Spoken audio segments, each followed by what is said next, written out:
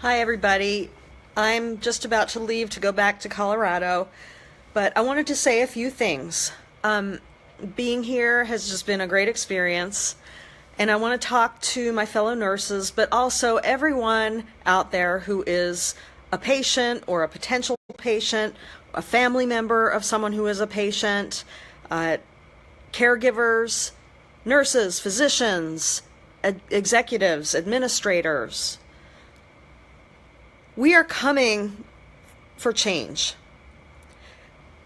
It does not matter if you are pro-union, anti-union, live in a red, blue, or purple state, whether you are a Republican, Democrat, or some other political affiliation. It doesn't matter. This is all about patient safety. This is all about making our healthcare facilities and hospitals a safe place where patients can go in and feel secure in the knowledge that they will be taken care of and no harm will come to them. We cannot go on understaffing nurses the way we have been. And I want every person who makes decisions around staffing to understand this. It is about the patient. It is not about trying to unionize. It is not about trying to take over and take your power away. It's about sharing power and sharing our strength, sharing the ability to make things better for the people who rely on healthcare, and that's just about everyone. I want to let you know about a new app that is a great example of creativity in nursing. It's called Flo's Whistle, and you can find it at flowswhistle.org. It is a way for nurses to report unsafe staffing conditions. And I want to make sure that you hear about this. If you're a nurse, you should be using this. I want you to report every incident where there's unsafe staffing, and don't abuse it. Make real reports. There are protections built in to keep people from abusing it, but we need you to use it because it's going to make a difference. What this app does is it collects data by congressional district. And this is a great conversation starter with your legislator. If we have a whole bunch of unsafe staffing conditions reported in a certain congressional district, well, that's a great place to start a conversation. Why is this happening, and what can we do about it? I really encourage you to check this out. Now, this is not something that nurses like myself can use because I don't work in a clinical setting anymore. But a lot of my former colleagues, a lot of my friends still do. Please spread the word. Let people know about it. We need to report these conditions because this is the only way we're going to make things happen. I want to let the executives and administrators know that, we're not coming to get you, but we would like to have a place at the table with you. We want to be involved in the decisions around staffing, the staffing mix and acuity, and how we staff our units so that it doesn't kill patients, so that it doesn't harm patients, so that we can do our jobs, so that we don't get burned out or injured ourselves as nurses, and how we can do what we're supposed to do, which is give safe patient care. So this is not about your political affiliation. It's not about whether you're pro or anti-union.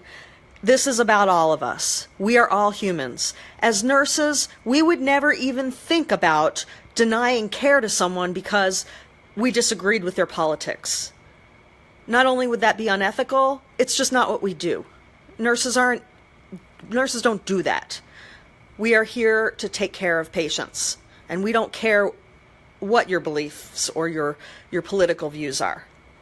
So remember, this is not Democrat versus Republican. This is not blue versus red. This is not pro-union versus anti-union. This is about all of us.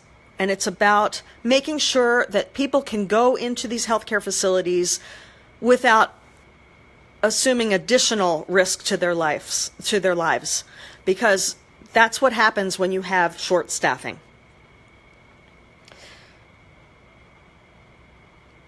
So I look forward to having conversations when I get back to Colorado with a lot of my former nurse colleagues. And I also want to talk about some of the points that I spoke about in my speech yesterday. I am going to post a transcript of my speech on my website. I'll have it at both cancerharbors.com and at my personal running blog, where I talk about healthcare sometimes, which is AileenGoneBad.com. So look for that. I want to have some conversations. I want to talk about what we can do, because it's really important for people to get over their fear.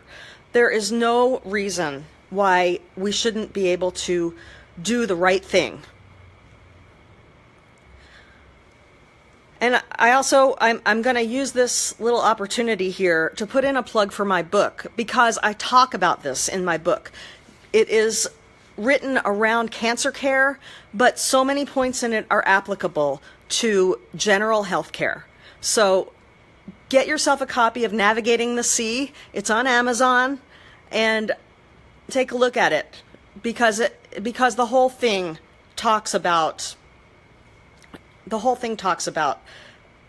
these points, and I just highly encourage you to read it. You'll learn something about cancer at the same time as learning a lot about the healthcare system and the different layers and what goes on in these different places in healthcare that affects patient care.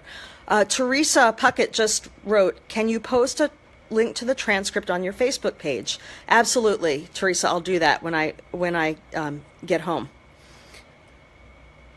I'm just looking here at the comments.